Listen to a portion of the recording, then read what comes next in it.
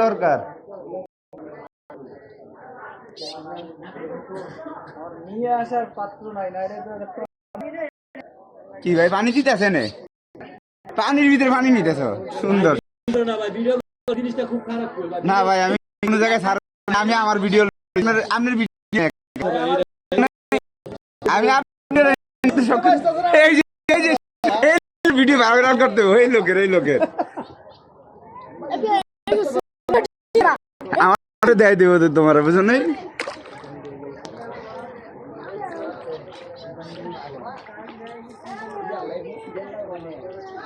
এই আপনি অফিসের দিতে আনতারেন পানি।